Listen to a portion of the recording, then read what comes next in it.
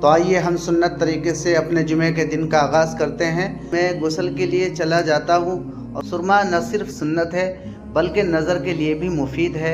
अस्सलाम वालेकुम मेरे प्यारे दोस्तों, आप सबको जुमा मुबारक। और आज का मेरा है पहला व्लॉग जुमे के दिन का, और आज हम तैयारी करेंगे अपने जुमे की। चलिए हम शुरुआत करते हैं अपने कमरे से, और इंशाअल्लाह आप सल्लल्लाहु अलैहि वसल्लम की सुन्नत को भी अपनाने की कोशिश करेंगे। चले अपने कमरे की तरफ और सफाई करते हैं। तो आइए हम सुन्नत तरीके से अपने जुमे के दिन का आगाज़ करते हैं। हम सब जानते हैं कि ये दिन मुसलमानों के लिए ईद का दिन है।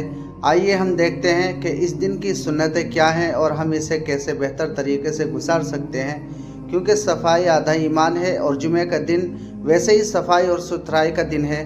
नबी करीम सल्लल्लाहु अलैहि वसल्लम की सुन्नत है कि जुमे के दिन मिसवाक की जाए। अगर मिसवाक दस्तयाब ना हो तो उंगली से दांत साफ़ कर लेना भी बेहतर अमल है। उसके बाद मैं गुस्ल के लिए चला जाता हूँ और गुस्ल करता हूँ ताकि जिस्मानी तहारत हासिल कर सकूँ, जैसा कि सुन्नत भी है। फिर मैंने साफ़ सुथरे कपड़े पहने तो मैंने कुर्ते में लगाए हैं अपने घुंडी बटन, क्योंकि मैं ज़्यादातर घुंडी बटन ही लगाया करता हूँ। उसके बाद मैंने अपने बालों में तेल लगाया और फिर बालों में कंघा किया, क्योंकि कंघी करना सुन्नत है और बहुत अच्छी आदत है। शरीयत मुतहरा में इसकी तरगीब दी गई है, क्योंकि ये सफाई सुथराई और ख़ूबसूरती का एक हिस्सा है। नबी करीम सल्लल्लाहु अलैहि वसल्लम भी अपने बालों का ख्याल रखते थे और कंघी किया करते थे, और चेहरे पर ताजगी लाने के लिए इसमें सुरमा लगाया। सुरमा न सिर्फ सुन्नत है बल्कि नज़र के लिए भी मुफीद है। इसमें एक किस्म का कुदरती सुरमा है जो अरब इलाकों में पहाड़ों से हासिल किया जाता है। ये बीनाई को तक़वियत देता है, आँखों को साफ़ और रोशन करता है। फिर मैंने अपने नाखून काटे, और जिस्म की सफाई का ख़ास एहतमाम करना भी जुमे के दिन की सुन्नत है। नबी करीम सल्लल्लाहु अलैहि वसल्लम खुशबू लगाना पसंद फरमाते थे, ख़ास तौर पर जुमे के दिन। तो हमें भी खुशबू लगानी चाहिए। तो मैंने खुशबू लगाई। फिर मैंने बैठकर सूरह कहफ की तिलावत की।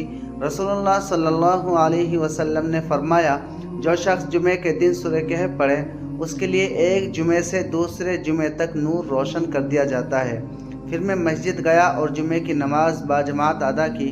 नमाज के दौरान दिल को सुकून और रूह को ताजगी मिली। नमाज के बाद अल्लाह का शुक्र अदा करते हुए दोपहर का खाना तनावुल किया। अल्हम्दुलिल्लाहिल्लज़ी अतअमना व सक़ाना पढ़कर शुक्र गुजारी का इजहार किया। और फिर मैंने खाने के बाद पानी पिया। यानी खाने के बाद पानी पीना सुन्नत के ख़िलाफ़ नहीं बल्कि नबी करीम सल्लल्लाहु अलैहि वसल्लम से भी साबित है।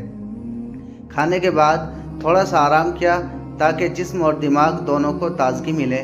नबी करीम सल्लल्लाहु अलैहि वसल्लम का मामूल था कि आप दोपहर के खाने के बाद कुछ देर आराम फरमाया करते थे।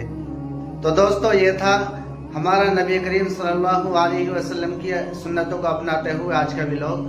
तो वीडियो पसंद आए हो तो वीडियो को लाइक और शेयर ज़रूर करें, और चैनल को सब्सक्राइब करना ना भूलें। मिलते हैं एक नए सफ़र के साथ, तब तक के लिए अल्लाह हाफिज़।